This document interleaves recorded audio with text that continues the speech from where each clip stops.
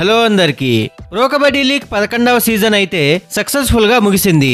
అయితే ఈ సీజన్ లో కొన్ని జట్లు అద్భుత ప్రదర్శనతో మెరుపులు మెరిపించగా మరికొన్ని జట్లకు మాత్రం ఇది నిరాశతో కూడిన సీజన్ గా మారింది.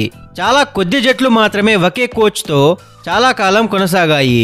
కొన్ని జట్లు కొత్త కోచ్ వచ్చాక వారి ప్రదర్శనలో భారీ మార్పులు కనిపించింది. అయితే 11వ సీజన్లో కొందరు కోచ్లు తమ జట్ల నుండి అత్యుత్తమ ప్రదర్శనను తీసుకురాగలిగారు. అయితే ఇప్పుడు అలాంటి 3 జట్ల గురించి చూద్దాం. వీరికి వచ్చే సీజన్లో కోచ్ను మార్చవలసిన అవసరం లేదు. సో ఫ్రెండ్స్, వీడియోలోకి వెళ్లే ముందు చిన్న రిక్వెస్ట్, ఎవరైనా ఛానల్కి కొత్తగా వచ్చిన వాళ్ళుంటే ప్లీజ్ ఛానల్ని సబ్స్క్రైబ్ చేసి సపోర్ట్ చేయండి. మొదటగా చూసుకున్నట్లయితే తెలుగు టైటాన్స్. గత 3 సీజన్లుగా క్రమంగా చివరి స్థానంలో నిలిచిన తెలుగు టైటాన్స్ 6 సీజన్లుగా ప్లే ఆఫ్స్కు చేరలేదు. ఈ జట్టు అన్ని ప్రయత్నాలు చేసింది, కానీ ప్లే ఆఫ్స్కు చేరుకునే అవకాశం మాత్రం దక్కలేదు.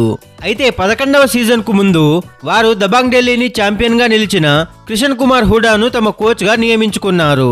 సీజన్ మధ్యలో పవన్ షెరావత్ గాయపడడం మరియు జట్టులో దాదాపు సగం మ్యాచ్లను ఆడకపోయినప్పటికీ హుడా తన జట్టును ప్లే ఆఫ్స్కు చాలా దగ్గరగా తీసుకెళ్లగలిగారు. 6 సీజన్ల తర్వాత తొలిసారి టైటాన్స్ ప్రదర్శన అభిమానులకు ఆనందాన్ని ఇచ్చింది. కేవలం 4 పాయింట్ల తేడాతో ఈసారి టైటాన్స్ ప్లే ఆఫ్స్ అవకాశం కోల్పోయింది. అయితే ఇప్పుడు 12వ సీజన్ కు ముందు తెలుగు టైటాన్స్ మేనేజ్మెంట్ కిషన్ కుమార్ హుడా గారిని మార్చవలసిన అవసరం లేదు. నెక్స్ట్ టీం వచ్చేసి యూపీ యోధా. ప్రో కబడ్డీ లీగ్ లో ఇప్పటి వరకు 7 సార్లు ఆడిన యూపీ యోధా 6 సీజన్లలో ప్లే ఆఫ్స్ కు చేరారు. గత సీజన్లో 11వ స్థానంలో ఉన్నప్పటికీ ఈసారి యూపీ జట్టు సెమీఫైనల్ దాకా చేరింది. ప్రో కబడ్డీ లీగ్ లో తమ మొదటి సీజన్ నుండి యూపీ జట్టు జస్వీర్ సింగ్ ను కోచ్ గా కొనసాగించింది. క్రమంగా ప్లే ఆఫ్స్ చేరినప్పటికీ టైటిల్ గెలవలేకపోవడం జస్వీర్ సింగ్ కు ఒక సమస్యగా కనిపిస్తుంది.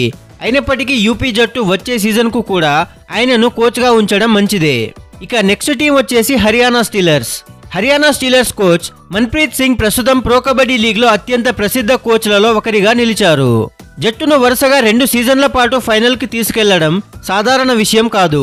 మన్ప్రీత్ సింగ్ హర్యానాను 2 సీజన్లలో పీకేఎల్ ఫైనల్ కి తీసుకెళ్లడమే కాకుండా అందులో ఒక సీజన్లో జట్టును ఛాంపియన్ గా నిలపడం కూడా సాధించారు. ఇది కాకుండా గుజరాత్ జైంట్స్ జట్టును కూడా ఫైనల్ వరకు తీసుకెళ్లిన అనుభవం ఆయన సొంతం.